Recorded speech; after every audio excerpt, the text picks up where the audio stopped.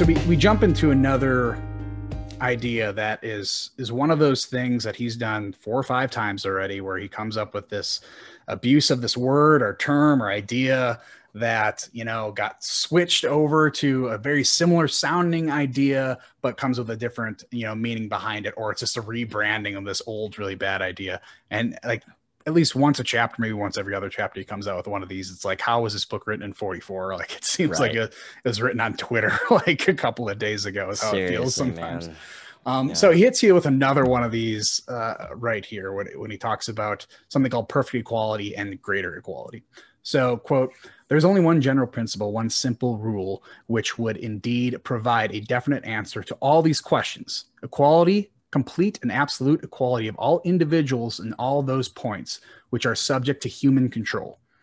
If this were generally regarded as desirable, quite apart from the question whether it would be practical, i.e., would it provide adequate incentives, it would give the vague idea of distributive justice a clear meaning and would give the planner definite guidance. But nothing is further from the truth that the people in general regard mechanical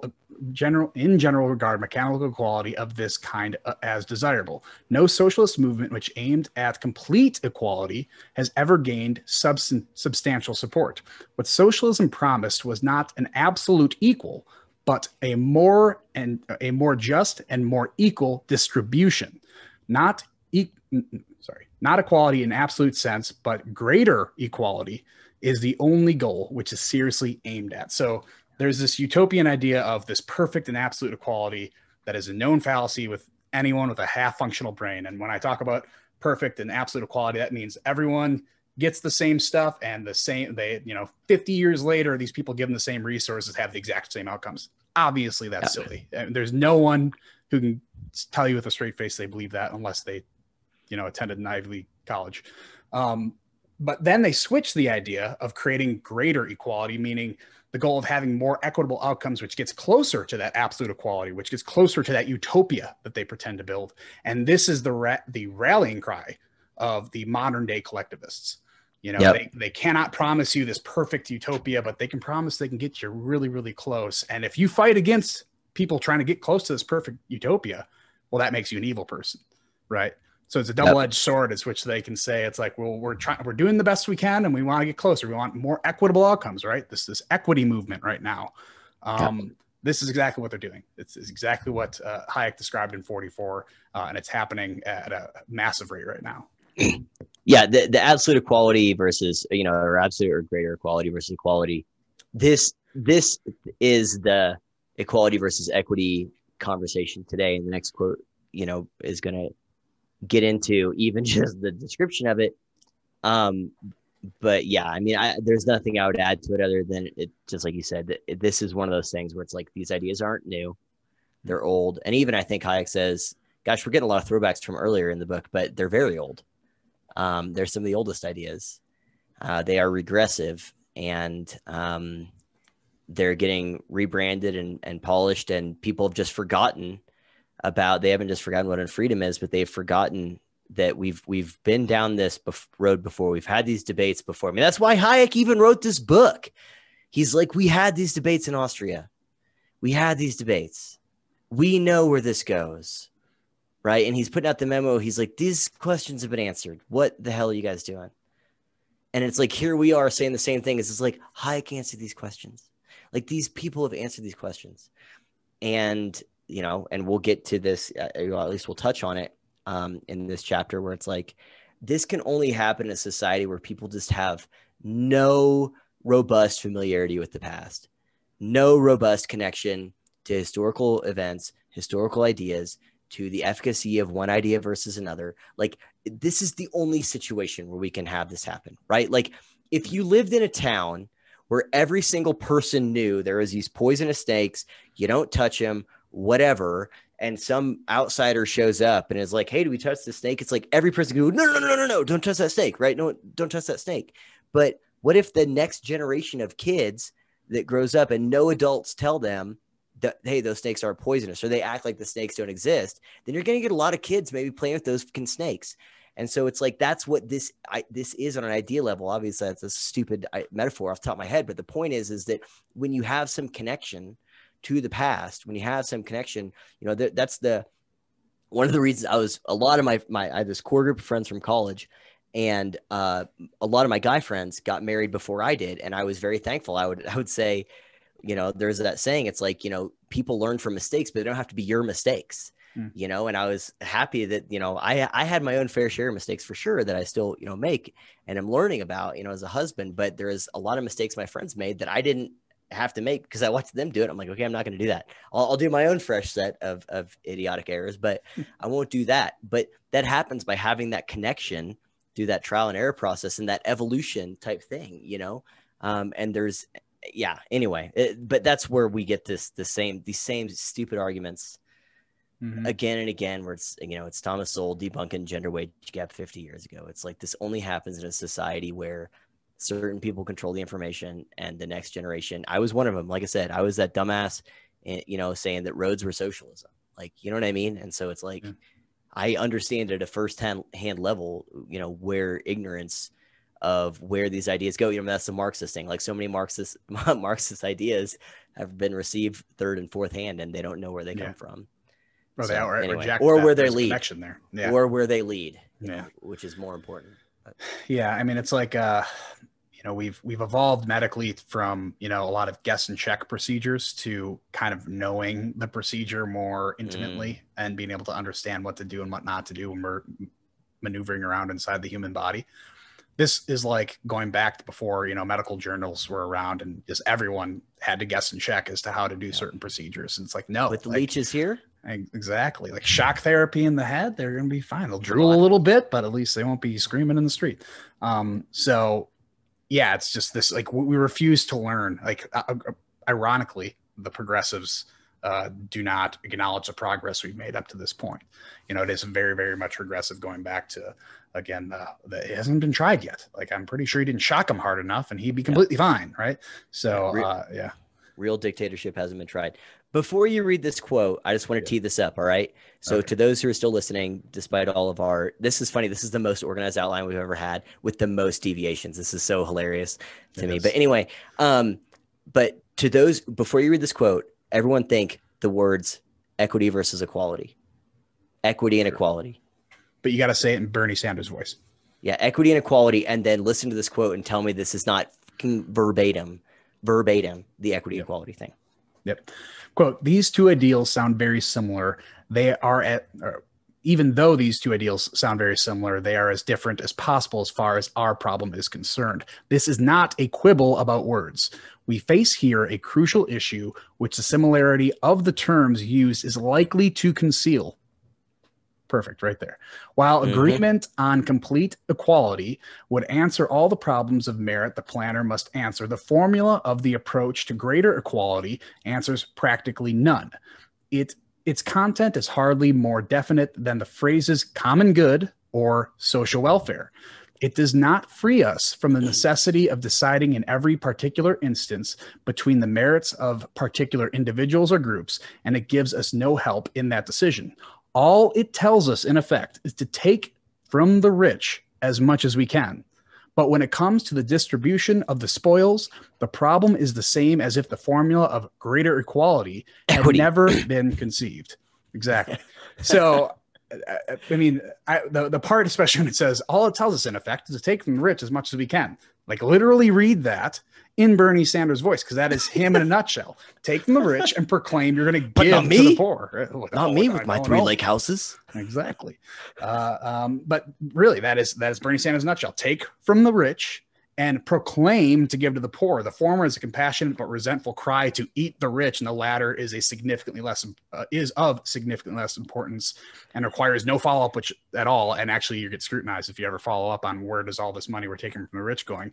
But sure, they throw out the idea of greater equality or equity, but in reality, it's the same power grab we've seen through the 19th and 20th centuries, where they play on the emotions of all these angry and vulnerable people to build a mass movement to act on a greater, which will act as a greater emotional outlet for the frustration, but lacks all concern with actually fixing anyone's issue. And this goes into another book that I've read recently, as recommended by you, The True Believer by Eric Hoffer. Eric Hoffer. There we go. Yeah, that, I mean, if you read this book, read that book next if you haven't read it before, just because they're such great companion books. They're great, and they're both easy reads, relatively short. But I mean, this is laying the foundation, which we've talked about in a conversation with someone else, laying the foundation for a frustrated future, a frustrated movement that is going to throw its frustrations, and all the frustrations are going to be pointed in the direction that won't help them, right? So if people are frustrated because of their condition, their material condition in life right now, there's a lot of people who take advantage of that frustration, aim it toward like, well, it's those capitalists that are making your material condition worsen every year and making this gap larger between the rich and the poor, because, you know, they're just stealing and hoarding all the money, as opposed to you getting really dumb degrees and stupid stuff that's not going to make you useful for any practical purpose in the future. Something we'll get to later as well. But I mean, the idea of just take from the rich, worry about that part for now, resentment for the rich, but where the money goes, you know, we'll tell you, we're going to give it to people and give you some general ideas as to where it goes. But in reality, you know, it's going to go in my pocket as the powerful. Kevin, it goes to the greater good. It goes to the social welfare. Who could argue with that? I don't know. You know, so this next part, I mean, I think the ideas from this chapter are very like flow really nicely and are coherent. And honestly, like the remaining part was one that initially I was like, I don't really know how this fits. But then once we started looking at it through like the breakdown of society and like what happens, like how do you manage the chaos once people start to realize that, oh, shoot, this is about who and whom, right? Once people start to realize, oh, who's going to plan whom? Am I going to be someone who is dictating the fates, or am I going to get dictated to? Those who are in charge are going to have to come up with some way to maintain their power. There's just going to be a lot of reactions. And so this next part, he gets into this idea of indoctrination of children, which I think that we'll probably touch more on whenever it comes to the chapter. I think the death of truth may be a different one, but this was one of those quotes that was like, when we work on the outline, it's like, it feels like we can't not mention this, you know, even if he expands on it later. But Hayek says it was not the fascists, but the socialists who began to collect children from the tenderest age in political organizations to make sure that they grew up as good proletarians.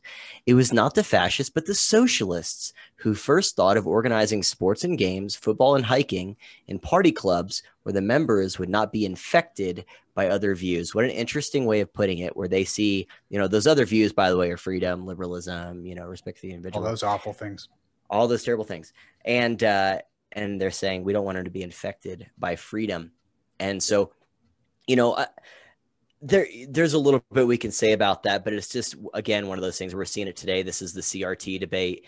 This is this thing where their teachers don't want parents knowing what they're teaching in the classroom. This Howard Zenification of education, where it's like, yeah, they figured it out. They figured out, I mean, what is isn't there that Hitler quote that people have gotten in trouble for saying, like unironically, where something about children are the greatest key to the future or something like that? Yeah. I'm going to look that quote up right now because it's actually amazing for this. Hitler quote, children. A child. So the state must declare. So my guess is people leave that out, but a child is the most precious treasure of the living people. As long as the government is perceived as working for the benefit of the children, people will happily endure almost any curtailment of liberty and almost any deprivation. That's not the one. I think the one that says it's the most precious treasure of the people is the one that people quote. But the point is that Hitler understood that. I had never read it in its entirety, but there it is right there. The fact that he Hitler uses children, why you have to get to kids. Yeah, the fact that he uses in that quote children as a means to curtail liberty, that should be super alarming, or curtail liberalism is I mean, crazy that people would go that far or think about it that way. But I think I like this quote, small. Here it is. It's he alone who owns the youth gains the future. So it's some kind of apocryphal thing where it's like children are the key to the future. Yeah. Sorry, I was like, that actually perfectly but does. They get it. Yeah, that perfectly goes into this because I think about some books like Atlas Shrugged or The Fountainhead, where even though I'm not the biggest fan of Ayn Rand, she did make this point of all the planning leaders, the advocates for collectivism, made groups for young professionals to get together. You know, they're playing cards or just a social group or something like that, but they all had socialist propaganda injected in there, and it instantly, you know, it accomplished two things. It gave them the propaganda, these young minds, the propaganda to go out in the professional world and spread that propaganda, but it also insulated those people from the infestation of all these other ideas. So the kind of amazing thing here is, I don't know if Hayek would have seen that these clubs and organizations would now become fully accredited universities. You know, I think he saw it in some way, but I doubt he would have pictured what we have now, where it is these universities that go under the name of academic freedom, or, you know, phrases like that, but are so illiberal and shut out so many ideas opposed to their progressive ideas. It's normally not even the university ideas. I think a lot of time it's the students' ideas. You know, these young minds who are not fully developed and are coming here for an education, who get to dictate, you know, what the university stands for, that they shut down views outside of themselves. So these have now become those organizations and clubs that were, you know, spurring up in Hayek's time. So I think, you know, if he'd see what would happen now, especially in the university system, I think he'd be very, very disheartened. Hayek would be, Hitler wouldn't. Oh yeah. Hitler's, right? By indoctrinating the youth, you know, they're playing this long game, and how they're indoctrinating them not just in their beliefs, but in what they think they're entitled to. You know, that's kind of what this next part gets into, and how this resentment, like you talked about earlier with Eric Hoffer, where this comes from. Like, it's not just, they don't just tell them to hate certain people. They create circumstances where they can be miserable or frustrated, and then they direct their frustration at these other entities and deflect it away from themselves, and then use that to fuel their own power. So I don't know if that helps, but no, that's perfect. I'm now thinking of the conversation we had, which by the time this comes out, our Benjamin Boyce conversation would have been released by now, but we do talk about that with him as to what happens when you create a future where you're manufacturing people who are not eligible for any practical positions, and now they're just going to build all that resentment and cause mass movement. So I think that's very intentional, although we kind of see it as, oh, it's an unfortunate circumstance of all these kids wanting to branch out to different ideas. No, it's intentional. They're moving people in that direction. That's a sad 100%. So to continue here, though, the quote is, the resentment of the lower middle class, from which fascism and National Socialism recruited so large a proportion of their supporters, was intensified by the fact that their education and training had in many instances made them aspire to directing positions, and that they regarded themselves as entitled to members of the directing class. So directing class here is just an example of like the manager, like the people who, the larger professions, basically.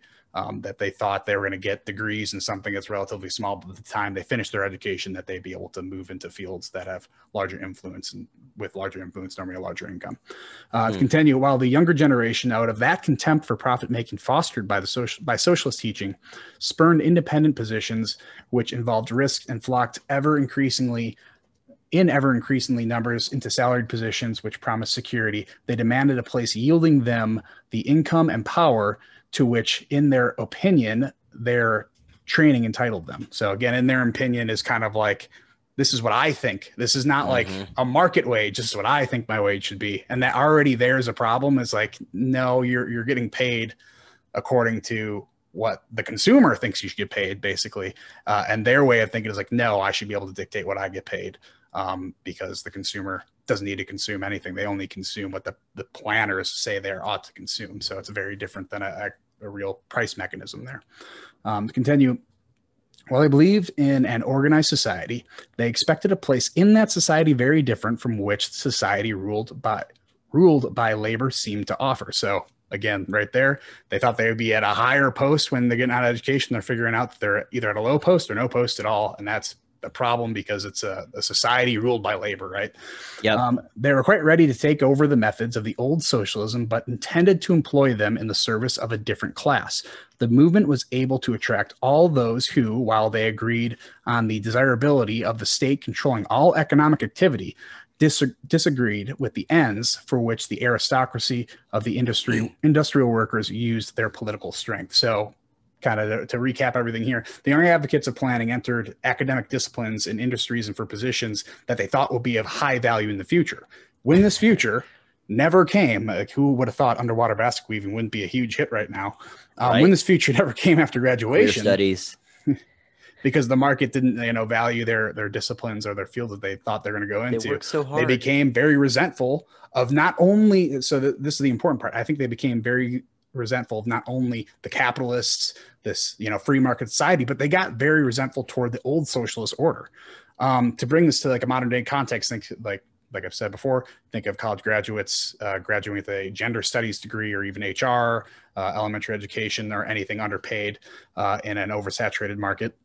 And quickly find out their options are much more limited than they believed they thought they were going to be. Like, gender studies, I figured you can go into like mechanical engineering or something, you would have thought. Sure.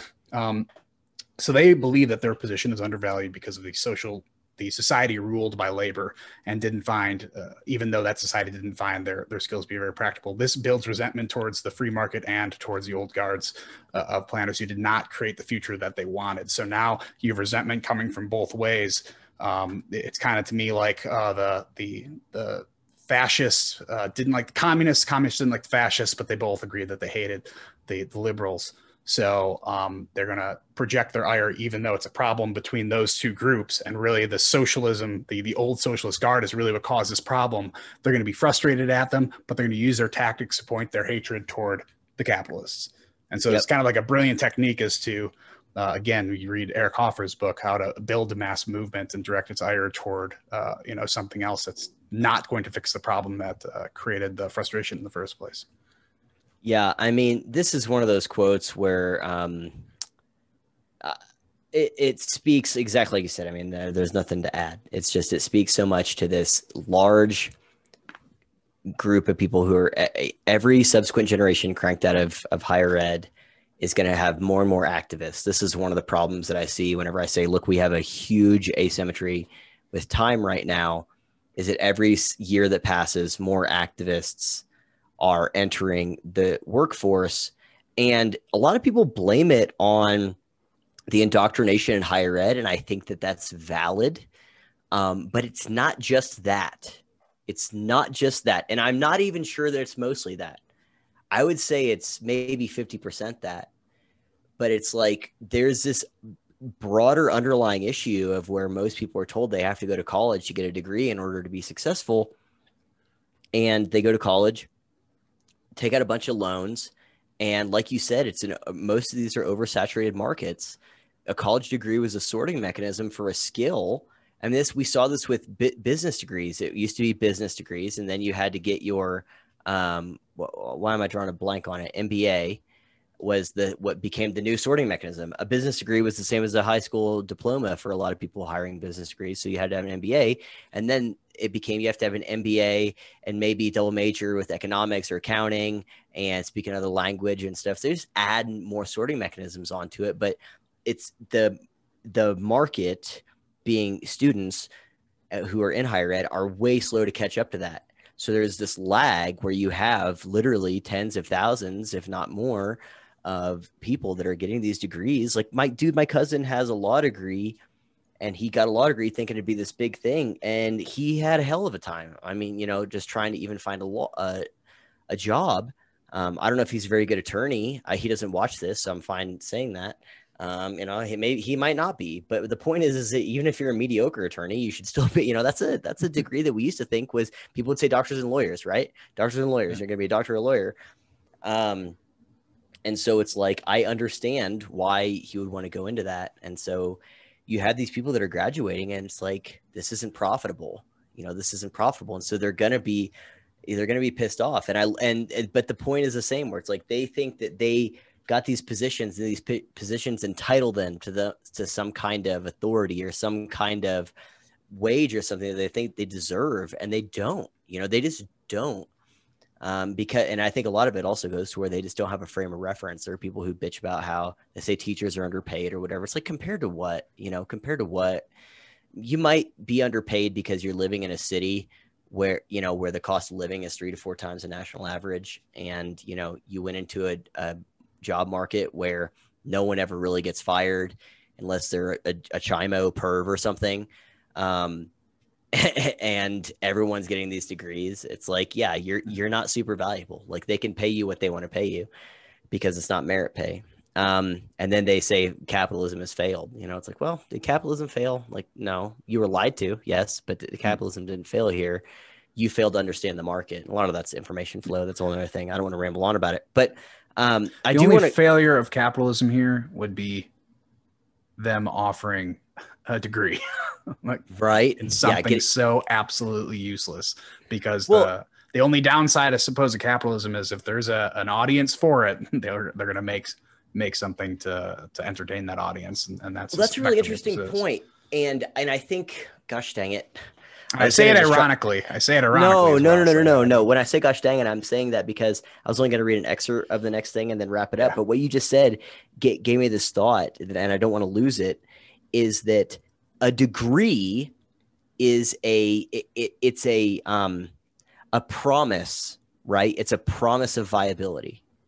So you're talking about capitalism. One of the failures of capitalism is it's like, you know, the market determines. It's like a degree actually is this barrier where it's a promise. I'm trusting you that the market says this is valuable.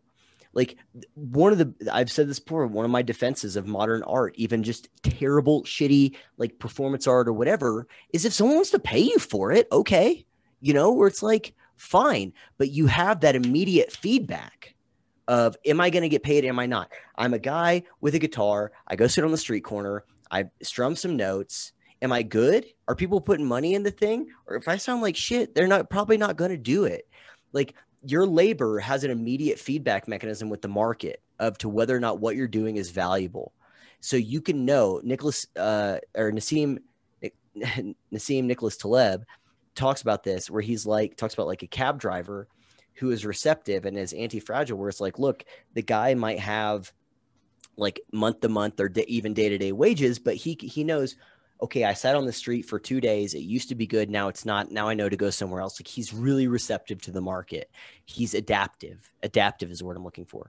A degree is not adaptive. It is a huge, huge overhead investment into something on the promise that it's viable without any input from the market in the meantime.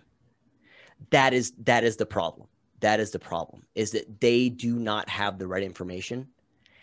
And so, of course, they're pissed off. I mean, that's this article from Medium that I quoted about, where the woman says, of course, my generation is going to be radicals and activists because capitalism failed us and we're locked out of the American dream. It's like, one of those statements is false. The rest is true.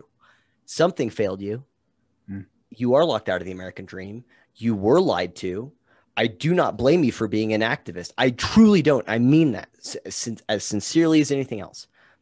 But the thing they're pointing the blame at, like you said here, where it's like, well, they're resentful, and there's people helping guide their resentment towards the wrong thing, and it just keeps them distracted from ever actually doing anything about it. But that quote, this next section, I don't think we need to quote anything other than what you have in the bold here, which I agree with and I like, that ties into all this.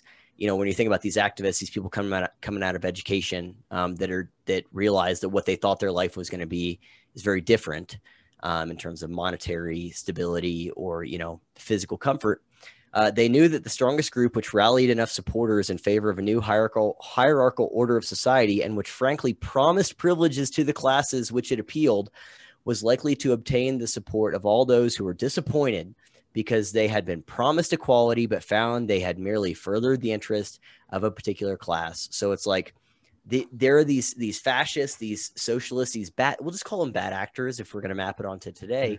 These bad actors knew that all they had to do was rally the support of these groups who had been promised one thing and gotten another, and realized they had only furthered the interest of some other class. And it's like, well, but what other class? Well, it's the capitalists in this situation.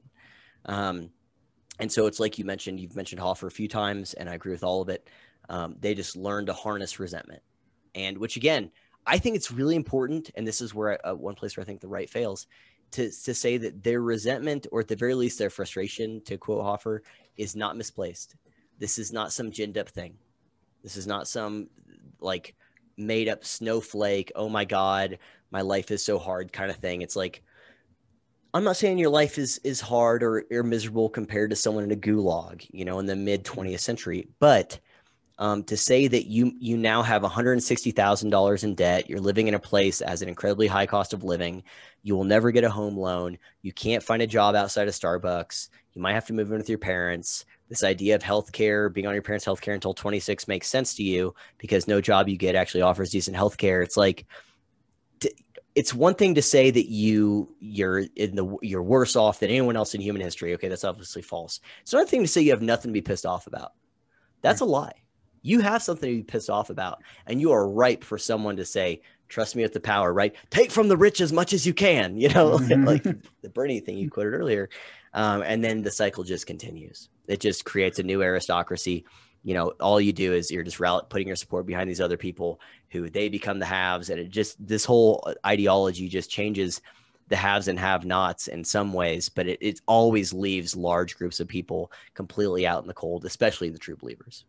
Yeah. The quote we had earlier about the poor man and at that point, Britain is better, more well off than the, relatively rich or middle-class man in Germany or Russia. I think it applies a bit here, but in a different way. I think it's obvious that the poor, middle class, and rich man today is better off than the poor, rich, or middle class man of, 1944. We have better technology, we have better medical advances, we have all these things, but strapped down with all those other, problems like, $100,000+ of student loan debt, no ability, no choice to buy property, no ability to do a lot of these different things because you're kind of squeezed into this hole. The problem between the rich, poor man, or whatever you want to label it now, compared to 1944 is there's less avenues for choice, which provides less meaning. So that's what we've talked about, I think, in the previous two chapters, is about this ability to choose your path is really what's providing meaning. When you don't have that ability, the meaning goes away, which is why I think we're turning into a decadent society. That's, we have all these wonderful things, but somehow there's meaning lost somewhere. Somehow we're on social media connected to 7 billion plus people, but we feel more alone than any time before. Yeah. It's the lack of meaning that we're starting to get instead of just material goods, because now we've kind of transcended to the point where everyone in America has the fortunate reality of getting all of these basic necessities available for a relatively low cost. That doesn't help you when you don't see yourself having a choice in your own life. And you always see there's some exterior force, whether that be the government or whether that be just some other form of, oppression of being under a mountain of debt or something like that, or being led in the wrong direction, which I think is most of the cases now is, you finish college, you had this picture of what it would be after you finish university. And it's just not that. You don't have the choices. That degree you talked about, that promise is no longer there. It was a false promise. Yeah. So people are frustrated. People are severely lacking meaning today. And that is what creates a poor man in 2021 is the lack of meaning, not material. That's Michael Malice talks about this, where he says people always want to equate right now to 1984. And he says it's probably much closer to Brave New World, where we just have all these pleasure devices to keep us distracted. I mean, I think Ready Player One does a good job of highlighting that same kind of thing. That movie Surrogates, crappy movie with Bruce Willis, but still the meaning there. Wall-E, where it's like, it's just about distraction with, luxury, and just let us take care of the rest. So Michael Knowles in his new book actually mentions the exact same thing, compares 1984 to A Brave New World, and says, the Brave New World is definitely more accurate as according to the future that they could have predicted. Nice. Yeah. That's good. You want to get to the main takeaways? Let's get to the main takeaways, man. This is this flew by for sure. Yeah, it did. This is it's so funny how this was so organized, and we just went. But we have more, and we can talk about this after. We have more notes here than most vast majority of chapters, but we have like a half hour left for the 2 hour mark. So it's pretty impressive, but talk about that later. Sure. So the first takeaway that we have from chapter 8 is, up to this point, Hayek talks a lot about democracy, the economy, and general freedom, but now he gets into like the real breakdown of society. He shows you how all of these things apply. So there's actually a lot of themes in this chapter that was repeated, but was repeated in a very profound, organized way that kind of led you to understand, oh, this is why. I mean, you understood why it was a problem before, but it's like, oh, this is how we see it applied and how we're seeing this horrible breakdown. So, planning doesn't end in the economic sphere, something we've talked about before, or just control what we consume and produce, but controls every aspect of us living our lives, including whether or not we're worthy of contributing to society in any meaningful way. Again, we talk about meaning right here. There's nothing much worse than saying, all right, I can't control what I eat. I can't control, what I do in my leisurely time, what we talked about in the previous chapter, but it really, really is awful when, the centralized coercive authority says, we don't value you enough to even hold a position that you want, or we don't even value enough for you to be in the workforce at this point. And there's a lot of people out of the workforce right now. And we just came out of a pandemic where, the government shut it down.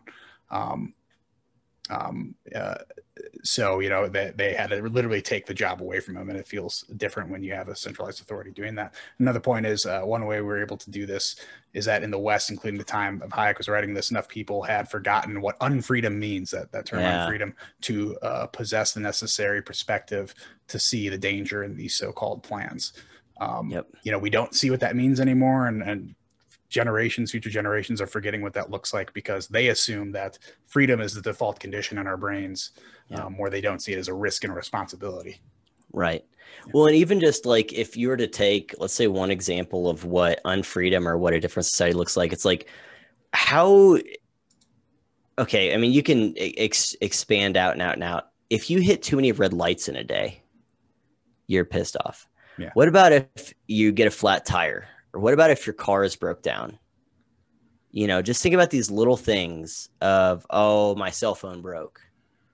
Or, oh, the power went out for like 10 hours or something. You can just take it's like this one thin slice of just how fragile and how vulnerable and how much we take for granted all of the things that create our material comfort today. I mean, look at whenever all those idiots bought, toilet paper at sorry if you're one of them, anyone who's watching, but at the grocery store with COVID, when you see the supply lines break down where it's like, we have no idea how little of our own material wealth we produce as individuals. This is one of the things I loved about doing survival stuff and going out and, building my own shelter and boiling my own water and procuring my own food and stuff, where it's like, literally you're responsible for every single drop of it, where it's like, if I just feel like having a lazy day, I don't have water. Just think about that. Like the process of me going down to a lake or to a river and getting water and bringing it back and multi-filtering it and multi-boiling and putting other, like it just for me to have clean water for the day, oftentimes is like 2 hours, And so it's just like all of these things for people just don't it's like, I flip a faucet, I flip a light switch and water and light, and they take it all for granted, like you said, and the point is they've forgotten what unfreedom is. They've forgotten, and often, in their defense, these generations, it's not that they've forgotten, they just don't know. They have not been made acquainted with those types of situations. Yeah. And the bad actors exploit that, and they're the ones orchestrating it oftentimes. But anyway, continuing wrapping it up, like just once people understand that we're in this whom kind of thing, once, like you were saying, like they're not just controlling the economic sphere, everything is going to be controlled. You're going to have a cascade of like societal reactions here where different people are trying to vie for, I would rather be the one dictating than being dictated to. And so once they realize that the extent of control exercised by the planners, again, not just these economics or common good, but rather all of human life, they begin to scramble around and try to do whatever they can to be in a position of power. If you think about like in the Soviet era, where it was, you've mentioned Death to Stalin a lot of times, where it's like people are informing on each other and they're just paranoid and looking over each shoulder and just trying to not have a target on their back or, put a target on someone else's back. It's like, if I spent an entire day running around trying not to get shot, what productive thing did I do other than not get shot? By the way, I'm not saying not getting shot is not an unproductive thing. It's if you're in a situation where that's your biggest threat, it's the most productive thing you can do. And that speaks to the different circumstances in a free society versus a planned society. And one of those things, and there is sorry, I didn't mean to derail you. One of those things is like you talk to people, you worry about the information you give them. Where in a scenario like that movie and what was common in the Soviet Union is you're more worried about what not to say to them while you're talking to them. That's really good. And that's really a complete reversal of the natural order of how we communicate with each other. And that's got to be just mind blowing to have to think about that all the time. Yeah. Well, again, that's another thing that that Yeonmi Park talks about whenever she's like, I went from North Korea where I was terrified about saying the wrong thing. And then I was in American University and I literally had the exact same feeling, where it's like, anyway, but you're right. Self-censorship is very different. It's one thing to say, I'm worried about, having wrong information or not knowing what I'm talking about. It's another thing entirely where it's like, if I say the wrong thing, you're going to use this to turn me in and I'm going to spend, 10 years in the gulag. They had a word for it. I can't remember what it is that Solzhenitsyn talks about, where it's like, there was a term where it's like, this is the thing, that everyone has, that everyone's trying to avoid. But so the point is there's no trust. Like there's no meaning. There's no purpose. Like you said, it destroys this society, completely breaks down. And part of that breakdown is it's like there's these bait and switches, like, what leads to a breakdown of society more quickly than a complete breakdown of language and understanding of each other, having different definitions of words, switching things like equality and equity and all these other things, and having like these linguistic rhetoric games, which we're seeing right now. I think it's no accident that in the biblical story about the Tower of Babel is God confused their languages and sent them to different parts of the earth. It's like, even if he didn't send them to different parts of the earth, confusing the languages is the most important thing, right? And so it's like, you see this happening. The planners are creating this chaos, confusing the languages and having these rhetorical tricks that keep people confused, keep them pissed off at each other, keep them in support of an agenda that they might not actually support because they think they're saying one thing. Like, how many people, here's a question for you, Kevin. How many people do you think today, even today, I'm not even saying 6 months ago or 2 years ago or 5 years ago, today, use the word equity and think they're using the word equality? What percentage of the U.S. population? Man. The people who actually use that, or even, I wouldn't even say the people who use it, the people who look at a sign saying, not even advocate, people who look at a sign and say racial equity on it and don't like bat an eye and don't say like, oh, that's straight from Orwell. Like that's 95% of people, I would say, upwards of 95% of people. Because there's people like you and I who understand this is a red flag. And then there's the average person, Trump supporter, even in a lot of cases, who will look at that and like, whatever, not like, doesn't like, even if it's like, doesn't even tug at you in any way, reading that and being like, oh, that's stupid. It's like, no, that's evil. That's evil right there. You got to treat the success of programs called diversity, inclusion, and equity, just on their face, tells you the ignorance of people to what these words mean, right? Like that right there is like case in point. It's like these programs are actually have the word in the name of the program, in the name of the initiatives, right? And how many people that were saying, yeah, we do need that. That's why that quote is so huge that Hayek says, it's like, they sound similar. They sound similar. This is not a quibble. This is night and day difference between these things. So the point is that this is one of the things that happens. And I think one of the themes of this chapter is the breakdown of society and how people react and how people respond and who's orchestrating the breakdown and so on and so forth. And part of that is this linguistic game. And they'll use these words like equity. They'll use these words like the greater good or the social welfare or social justice or equity, and even or even they'll use equality sometimes.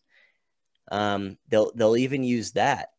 And it ends up completely destroying everything because they want to bend to that over everything else. And it just brings it back to that Lord Acton quote, from the very beginning, where it's the finest opportunity ever given to the world was thrown away because the passion for equality made vain the hope for freedom. People are more than happy to give away their freedom, or at least neglect it, in the names of these vaguely defined things, or these things they've been misled to support. And it's all just, and what happens to that freedom? Like, if you're to quantify freedom, like if I did have 100 and now I have 30, that 70 went somewhere. It went to the planner, Yeah. Went to the planner. Yeah. And that quote, there's a few buzzwords in there, like, equality and freedom. But I think the most important word in that quote is, so to read it again, the finest opportunity ever given to the world was thrown away because of the passion. Equality made vain the hope for freedom. The most important word to me right there is opportunity. People don't look as freedom as an opportunity. Interesting. Yeah. No, like freedom should be seen as an opportunity for you to express yourself and make own choices. But when people try to reverse that and say we have an opportunity to create equity, that's not opportunity, that's tyranny. Yeah. That hurts freedom. That's a net negative on freedom. So I think when people, read this quote, and I'm honestly reading it differently than I did at the beginning, which is why I thought it was a good idea to read it at the beginning and read it at the end. I'm reading it completely different now. That look at this freedom, look at this American experiment as an opportunity. Don't look at it as an obstacle, because then you're just going to throw away that opportunity for some utopia you think you can achieve if you were just powerful enough. Yeah. And the thing about opportunity is it's a form of chaos, right? It's uncertitude. It's not certain, but it's possibility. Yeah. And what's the alternative? No possibility, right? Or possibility only given or retracted from that new aristocracy of benevolent planners who were the type of psychopath that you wouldn't want to trust, with the authority to govern, 5 square feet of sidewalk, right? Let alone all of society. So anyway, that's all I got, man. What do you got? That's it, man. If you like this, I think this episode number 7 covering chapter 8. So we have 6. We're releasing them every Monday right now as our schedule. And we're chugging along, 15 chapters total, and we're going to do a conclusion episode at the end. So make sure to go back, listen to the other ones if you haven't already. Make sure to listen to future ones if you're listening to this in the future, futuristic people in your flying cars. But just to give us a follow, you can follow Truman on by going to returntoreason.locals.com to join his locals community, doing a bunch of new and exciting stuff there. So make sure to join it and join all the fun. Also, you can look for Return to Reason on YouTube, ThinkSpot, and Medium for written content, and then go to @MyMundaneMind on Twitter.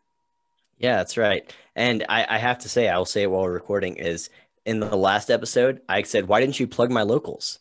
After you did that, and you absolutely had. I was just a dumbass, and what was it? And the South African president, yeah.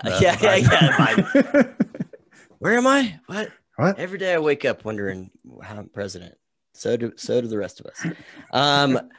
So anyway, thank you, and I apologize. I should have never doubted you. And same with Kevin. Follow him on locals, engineeringpolitics.locals.com. ENG_politics on Twitter, YouTube, engineering politics. And did I ThinkSpot, right? Engineering politics. Yeah. ThinkSpot. All of those. Twitter, ENG_politics, which you might already said. I did. It's okay. It's okay. I mowed one. There we go. All right. Now we're even. Follow Kevin. We were talking about this before we started recording. Kevin is criminally undersubbed on YouTube, criminally underfollowed on Twitter. So seriously follow him, or you're dead to me. Or you're dead to me, as if that means anything to anyone. But I wouldn't follow him on Twitter, but oh well. Fair enough. All right. Thank you everyone for watching. We will see you next time, and I guess that's it. Peace. See ya.